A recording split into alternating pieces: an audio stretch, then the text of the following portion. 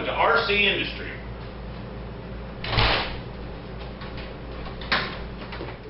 One, two, three, four.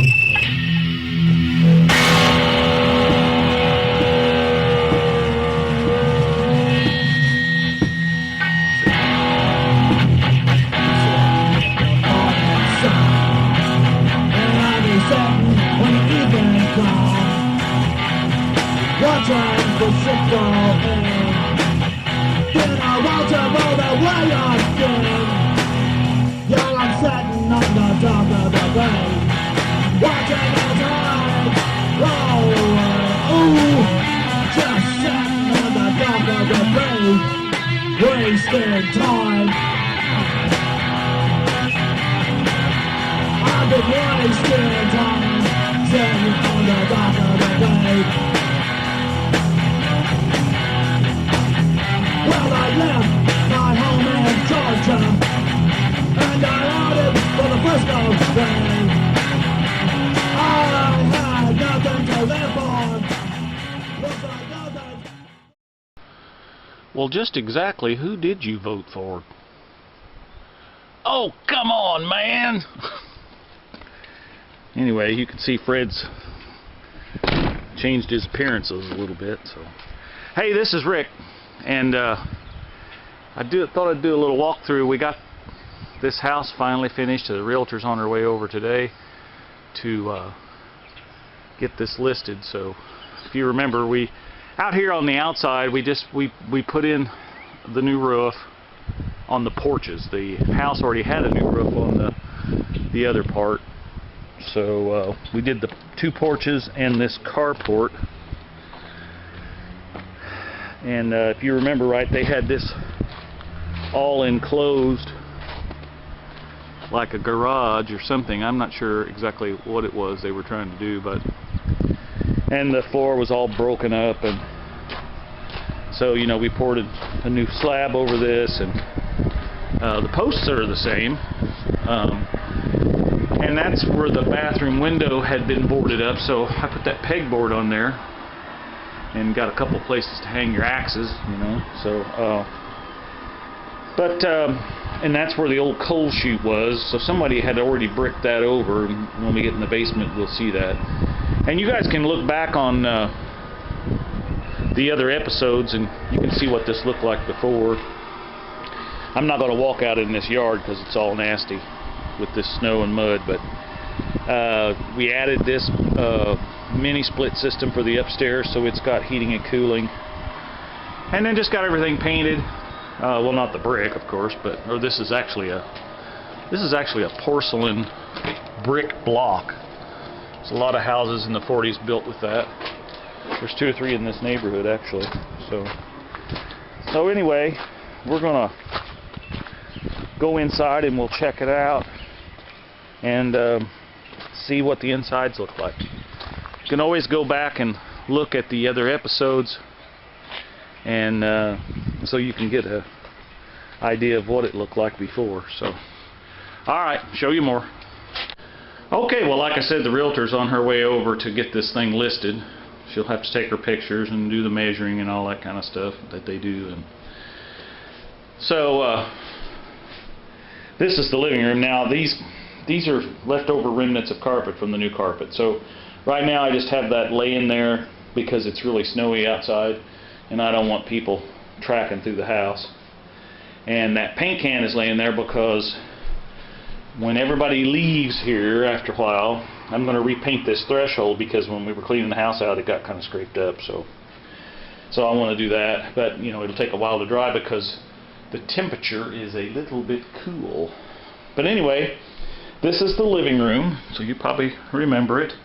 It has a drop ceiling, which we talked about before, and why. And then the kitchen, which is probably on the main level the most dramatic change, because if you remember, there was a doorway here, and we took that out, so it kind of opens it up a little bit. And then we added the ceiling across here, this oh, whatever that Gaines lady name is down there in Texas, where she's always putting the shiplap everywhere. So we did that because I like that. It already had beadboard in here. Now the beadboard on this side was not in good shape because this is where if you remember, the sink was like right here, so you had to skinny by the sink to get to the stairway. Plus there was a door here that opened up. It didn't even open up all the way. It hit the sink. So that was just not real cool. So replaced this beadboard, but then this other beadboard was already here, and so a little 360 there for you. But new microwave. That's the same stove that was in here. We just cleaned it up. New dishwasher. Same refrigerator, but you know, it's older. It's about 12 years old, but it's an Amana, and it's still making ice and keeping things cold. So, you know, I'm not going to throw something away just because it's not new. And then, of course, we did a whole episode where I rebuilt this old Hoosier cabinet. And then, if you remember correctly, in that episode, I think we talked about this cabinet because I had this ordered for like 3 months, and because of the coronavirus, we could never get it. It may still be back ordered, who knows? But so I built this cabinet and kind of did these little curves in here to kind of emulate the Hoosier cabinet. So anyway, I just thought it was cool. Hopefully somebody else will. If not, we're gonna list the house with that cabinet. If you want it, you can have it. If you don't, then I'll just keep it because it's nicer than the Hoosier cabinet I've got at the house. So anyway, this is the biggest bedroom. So it's about 12 by 12. So that's pretty good size for a house built in the 40s. Of course, your bathroom is small because, you know, people just didn't live in bathrooms back then. But we really didn't do much in here. It's got a new commode, new sink, which we talked about in one of the episodes. I think we even installed this in one of the episodes. And then it's got new travertine tile on the floor. And then there's some cabinets back behind the door. And then this is the other main level bedroom. It's not quite as big. This one's about, well, it's a little bigger here where the door opens, but from about here to here, that's about 10 feet. And then it's about 12 feet that way. So smaller bedroom. But I survived. I grew up in a house that had a small bedroom. And our house only had one bathroom. So anyway, stairway to the upstairs. Finally got the handrails on. They had been laying around for a long time. Oh. And then this is a pretty good sized bedroom here. This one's 14 by 12. So pretty large. Built-in cabinets. And then this bedroom has got a built-in cabinet. This was a smaller bedroom, but both of them have pretty large size closets. There's those mini splits I was talking about. Each room has its own head, so that means you can control the temperature in each one of these rooms. Okay, let's go to the basement and I'll show you more. Okay, well, let's go look at the basement here. I guess I can shut this door. Okay. So we got the floor put in and or painted. You know, it's not the flooring to put in, but it's that garage liner that we talked about on the last video. And you've seen all this stuff already before, but I can show you the bathroom is done. And of course, this is the laundry area. This is where the washer and dryer goes. And let me turn some lights on here. There, so yeah, bathroom is done. Got the shower finished. Turn on a little more light, but that light has the fan, so I hope that's okay. But yeah, so got that all done. And as I said a minute ago, the realtor has been here already now, because I quit filming because she started coming. She came over. So I had said that I would talk about how we buy and purchase homes, and basically, if you followed the blog or the channel or whatever this is referred to as anymore, with all the new terminologies, which is a whole other subject we could talk about. So, but there is a lot of thought that goes into a house like this when you buy one. So generally in the past we have bought homes that have been foreclosures, sheriff sales, stuff like that, and you can Google all that kind of stuff and find them in your areas. And now the thing that I mentioned in one of the videos here recently is that they're getting harder and harder to find as far as repos, because right now the economy's still doing rather well, even though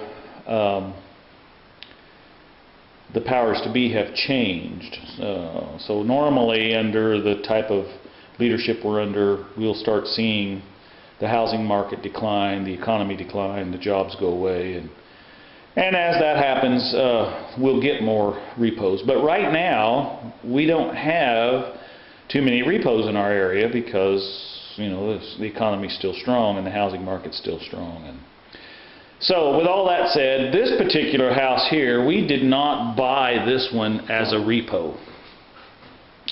This house was bought by an individual who had inherited it, and when they did, they thought, well, hey, we'll just become landlords and rent this thing out. That's easy to do and make money on. So that's what they chose to do. And when they did that for a year or two, they realized that being a landlord is not that easy. So,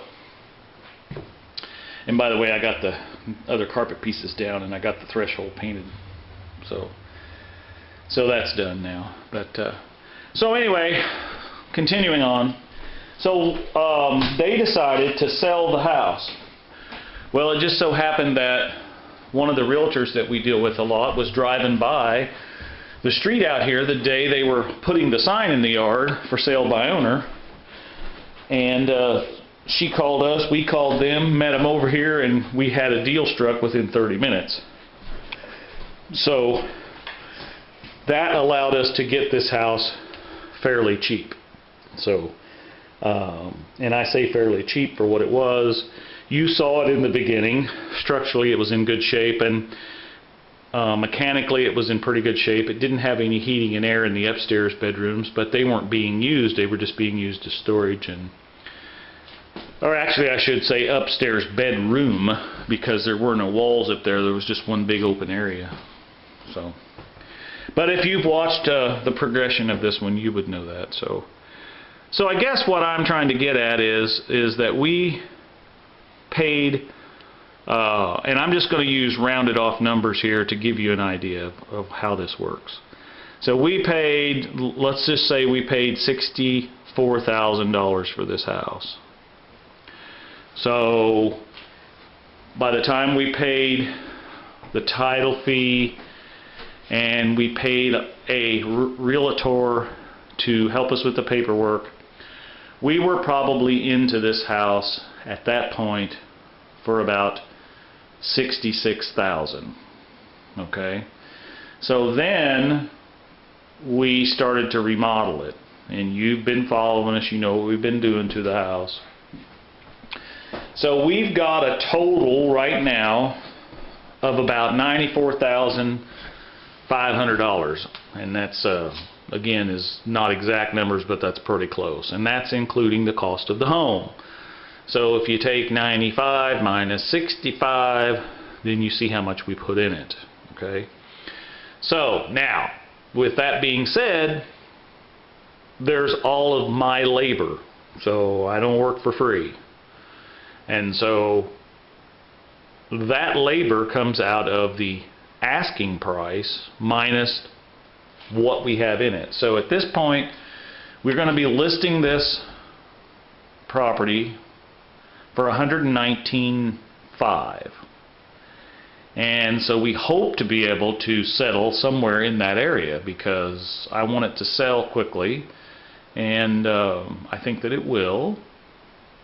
So then you can take the 94.5 minus the 119.5, and again, these are just rounded, made-up numbers here.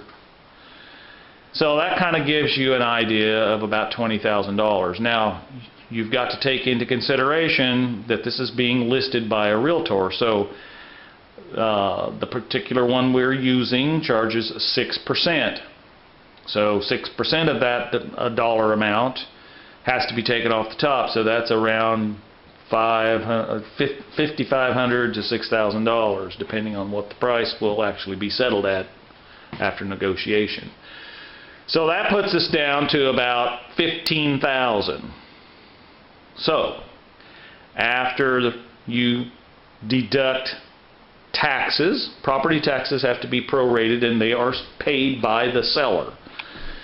And this little neighborhood over here, believe it or not, has got higher property taxes than the neighborhood I live in. And so that'll be at least another $1,500 that we'll owe. And then there's closing costs, which is generally shared by the seller and the buyer. And then there's title fee and title work. So there's probably another $500 there. So we're talking $2,000. So we're going to walk away somewhere in the $14,000 range. Okay, so I have not figured up the hours that I've put into this house, but we have owned it for 7 months, and I've worked on it a little bit every week.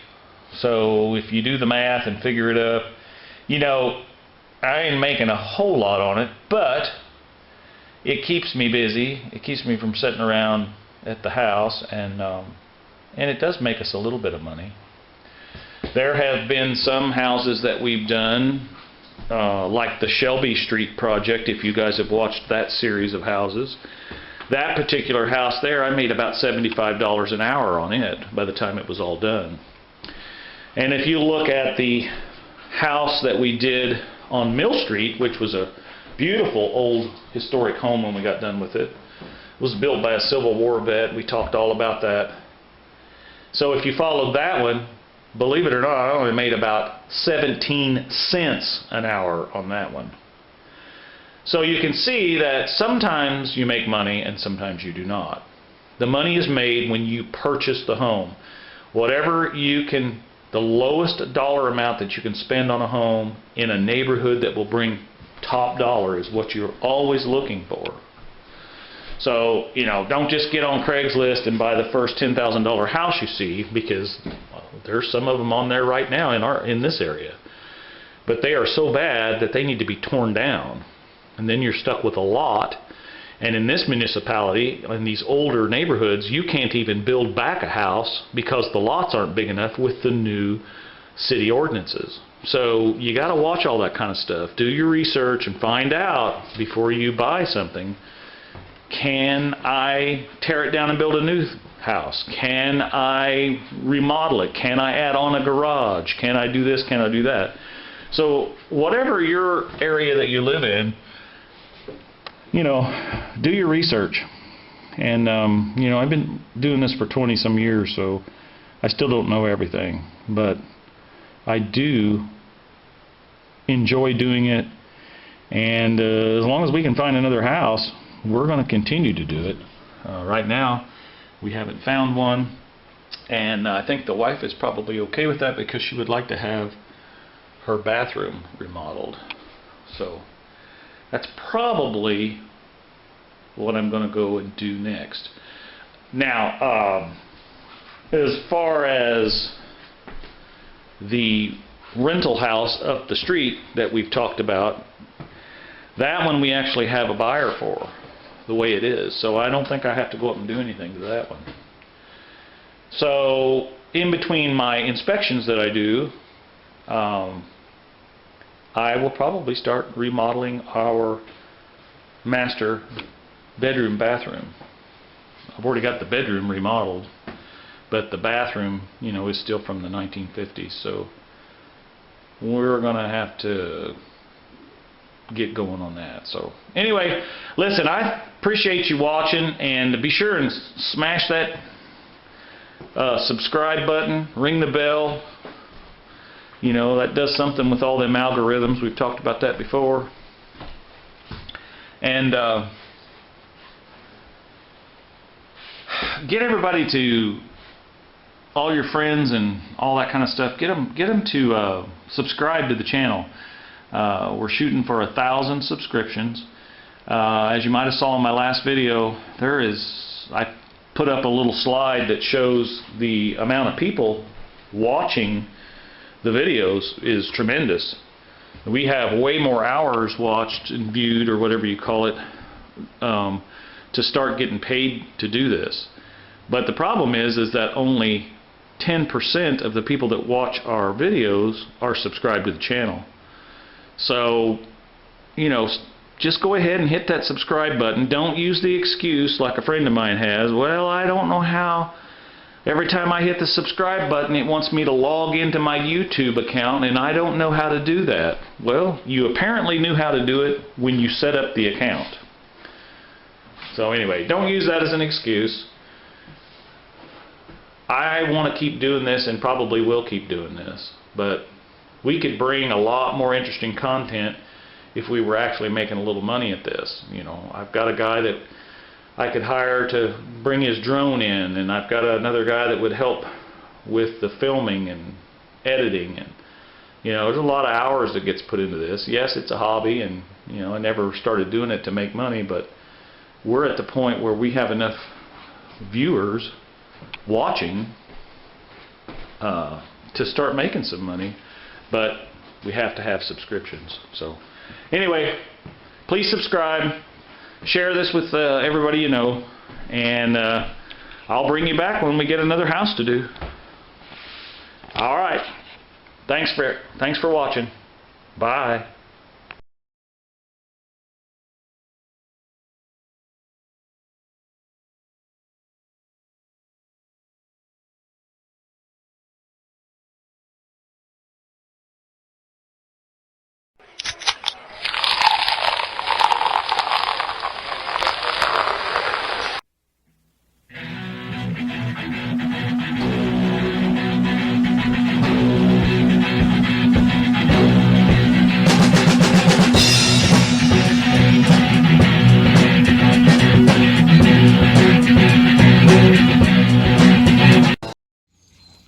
Run, Tallulah, run! Hi, baby.